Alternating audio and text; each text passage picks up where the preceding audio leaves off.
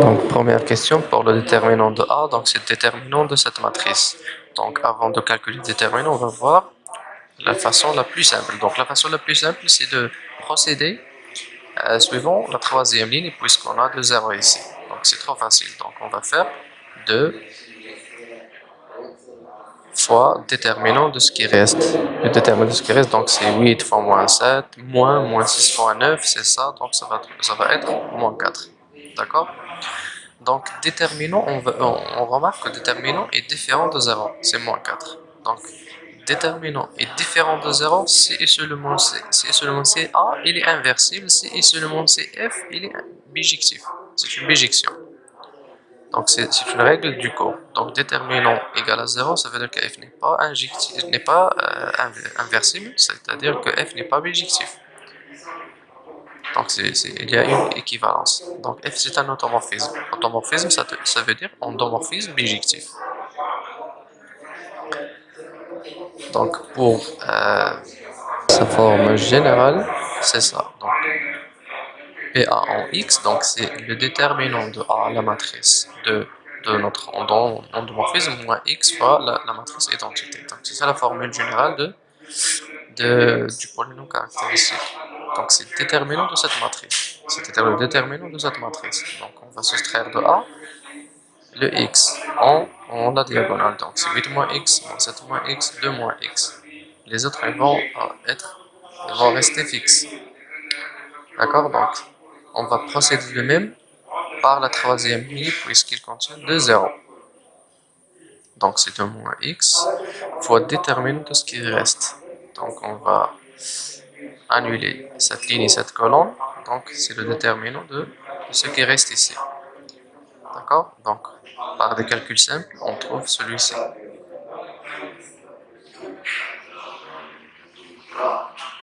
Et bien sûr, on doit avoir quelque chose qui est factorisé.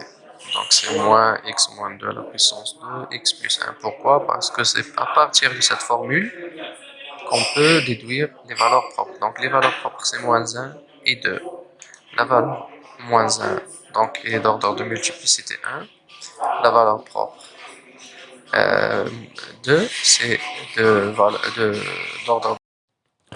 Alors on reprend, donc la question numéro 4, c'est demander de calculer ou bien de donner une base de E-1, c'est-à-dire une base de l'espace propre associée à la valeur propre moins 1.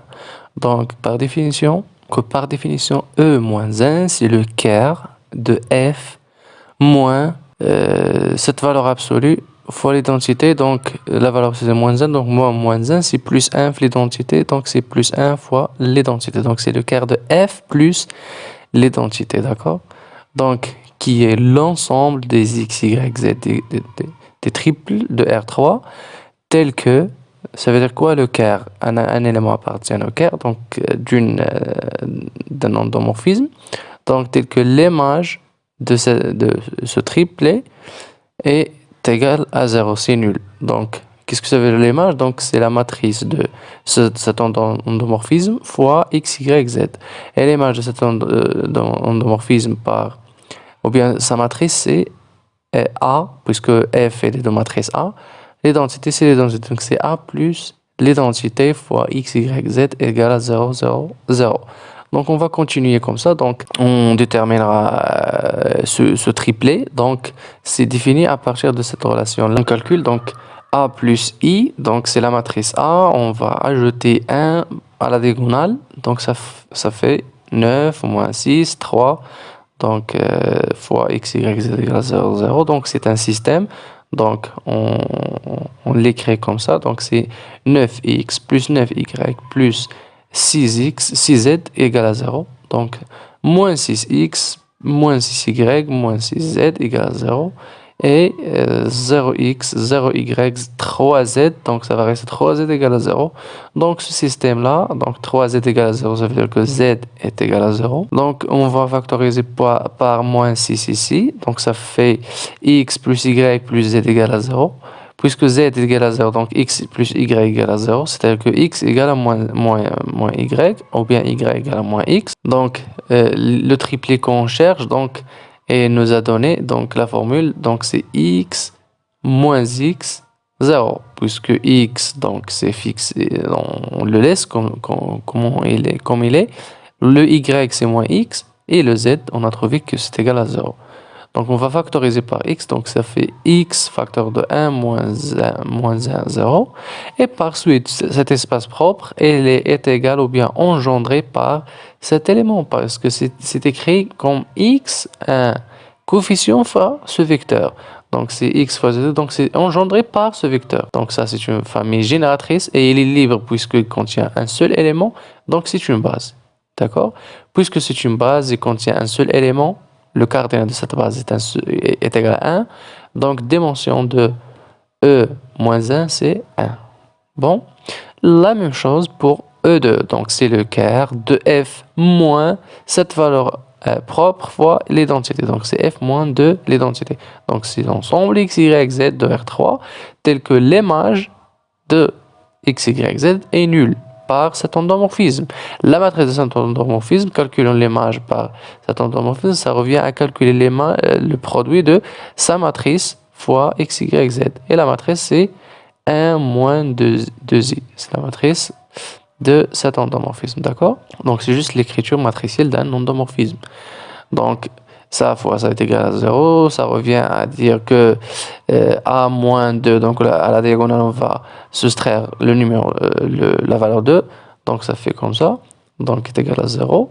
On remarque aussi que cette ligne est nulle, donc ça fait moins 6x plus 9y plus 6z est égal à 0, moins 6x moins 9y moins 6z est égal à 0, et 0 égale à 0, donc cette ligne on le supprime, donc on trouve juste deux lignes.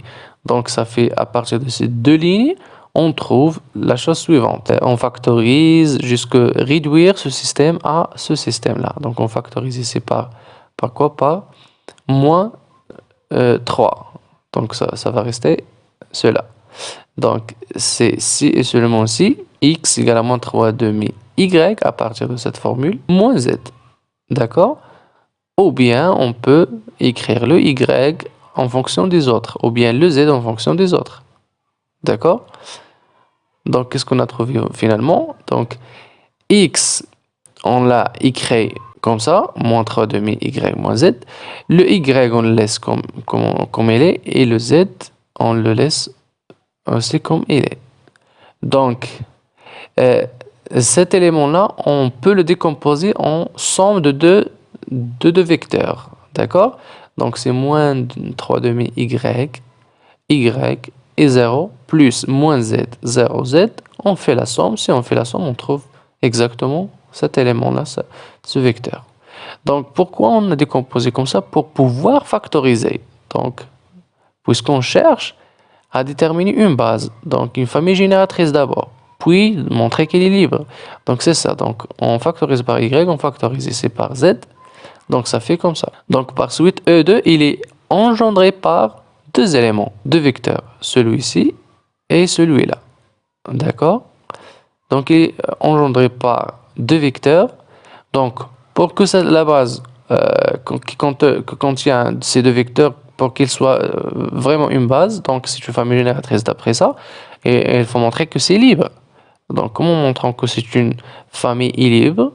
Donc, qu'est-ce qu'on fait? Donc, on calcule déterminant euh, de quoi? Ou bien, on utilise euh, la règle disons quoi?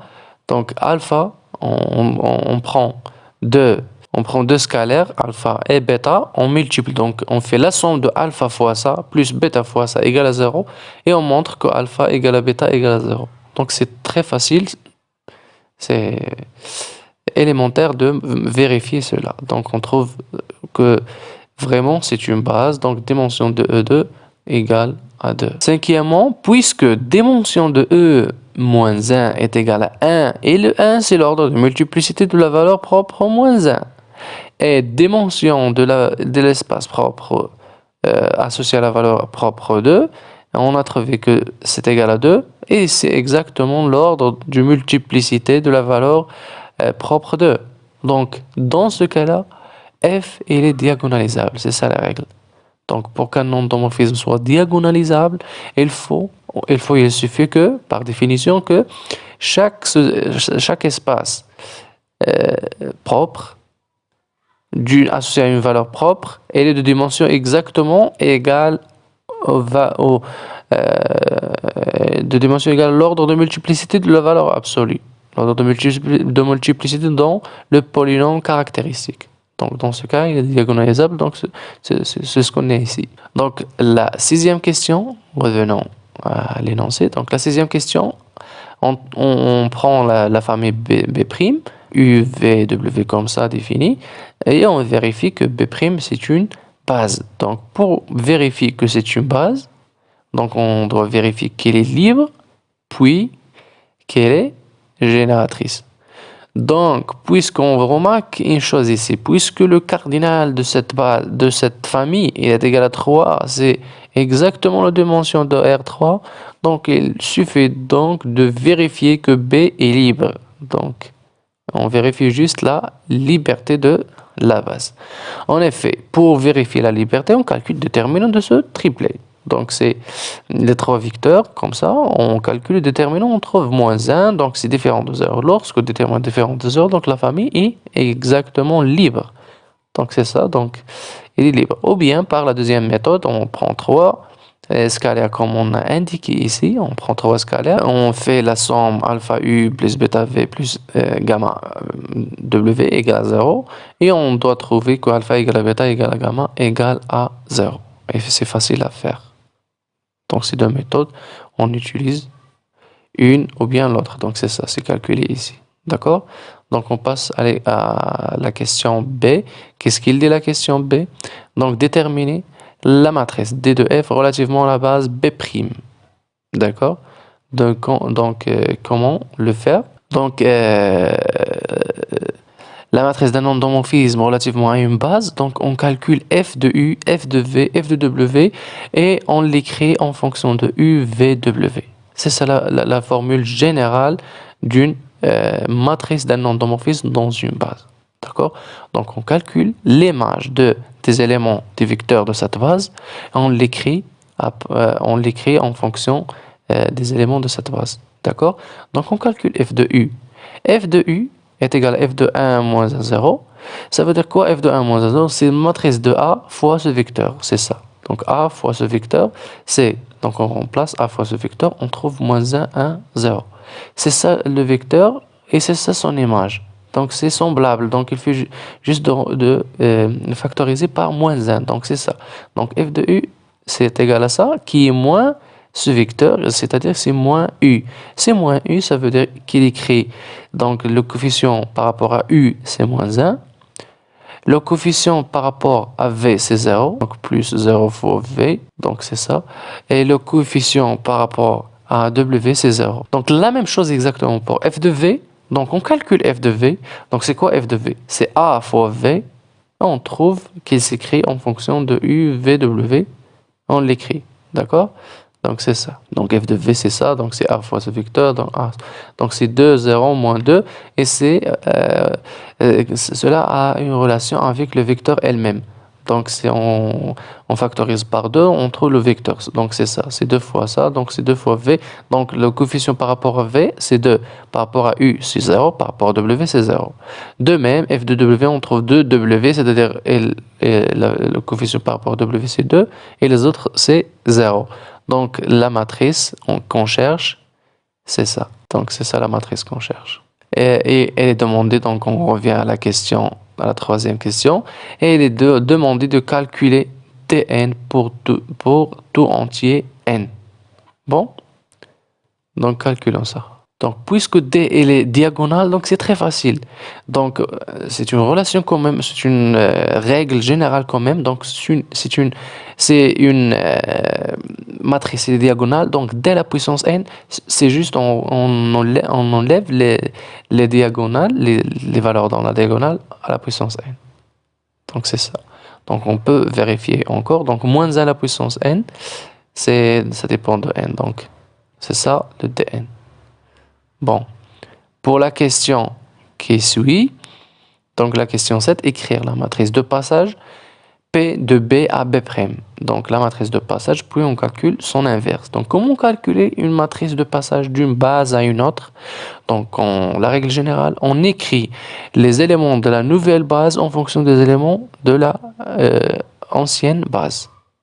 Et c'est ça qu'on va faire ici pour trouver le résultat. Donc c'est matrice de passage est égale.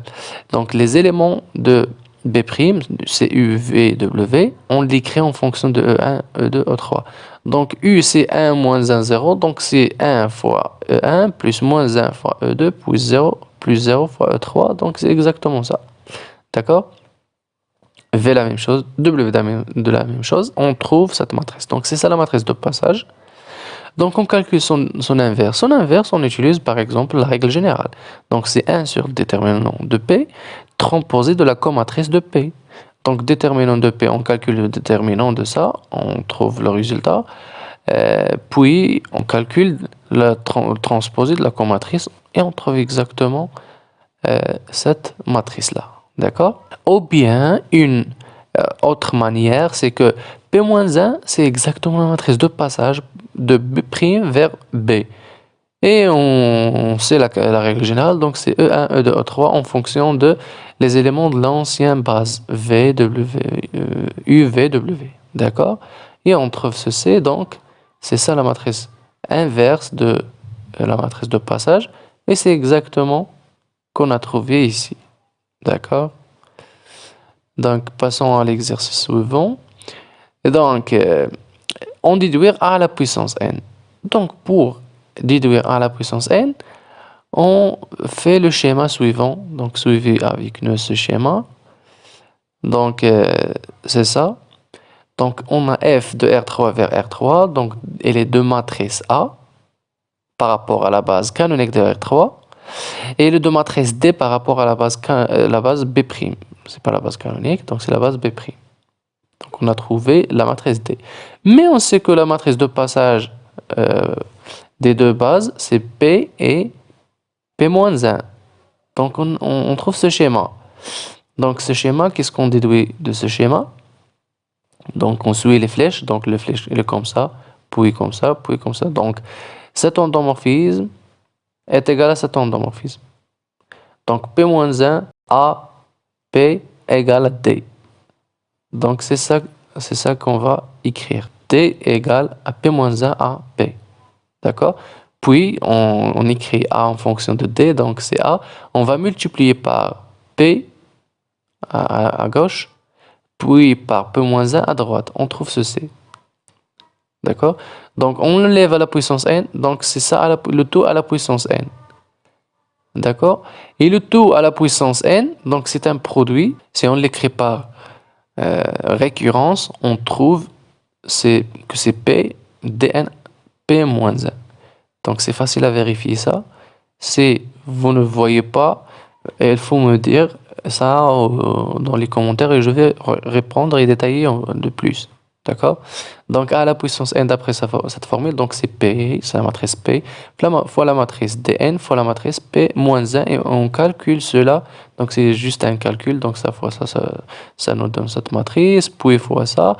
Et on peut vérifier les choses en remarquant que moins à la puissance n plus 1, c'est moins à la puissance n fois moins 1 à la puissance 1. Donc c'est moins. D'accord? Et moins 1 à la puissance n plus 2, c'est moins 1 à la puissance n fois moins 1 à la puissance 2 qui est égal à 1. Donc c'est juste moins 1 à la puissance n. D'accord. Donc on l'utilise ici. On trouve donc cette forme générale. D'accord. Puis comme application, si on trouve, on prend le n égal à 8. Donc on remplace juste le n par 8 et on trouve ceci. D'accord. Donc c'est ça, une application. La question numéro 9, il est dit de vérifier que d carré moins d égale à 2i. Puis, on déduit de cette formule-là d moins 1. D'accord? On déduit que d est inversible d'inverse d moins 1 qu'on déterminera. Donc, alors, vérifions que d carré moins d égale à 2i. Donc, où on était, donc ici. D'accord? Donc d carré moins t égale à 2i. c'est ça d carré moins d, donc c'est d à la puissance 2, donc on l'élève à la puissance 2, puis moins d, donc ça fait comme ça, et ça fait 2i, donc c'est vérifié. Donc, puisque d carré moins d égale à 2i, ça veut dire qu'on peut factoriser par d, donc c'est d facteur de d moins i égale à 2i. Et ce 2, on peut le diviser par 2 ici pour trouver donc cette formule-là. Donc, d fois une matrice égale à l'identité. D fois une matrice égale à l'identité, donc ça veut dire que cette matrice-là, c'est l'inverse.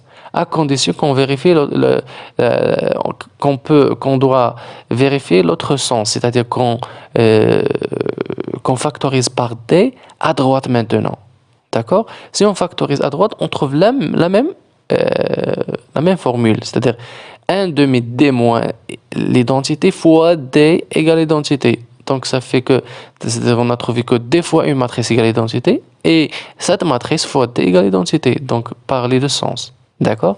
Donc, comme ça, on peut déduire que d il est inversible, et il est d'inverse d moins 1 égale à 1 demi d moins l'identité. On peut le calculer, donc d moins 1, d moins 1, donc c'est ça, d moins 1, c'est moins 2, 1, 1. Puis on divise par 2, ça fait moins 1, moins 1 demi, c'est ça. D'accord?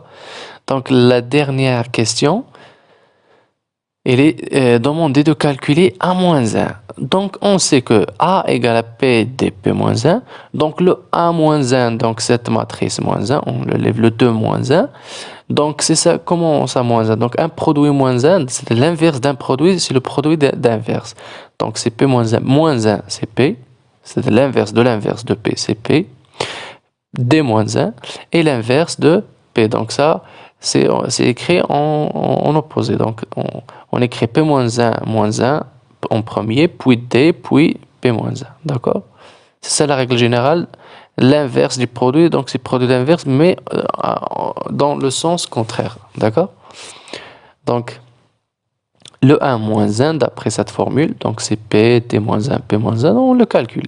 Donc c'est P fois D moins 1, on a trouvé que c'est ça, D moins 1, donc fois P moins 1. Donc c'est 1 demi, donc puisque c'est un scalaire, donc P fois D moins 1 fois P moins 1.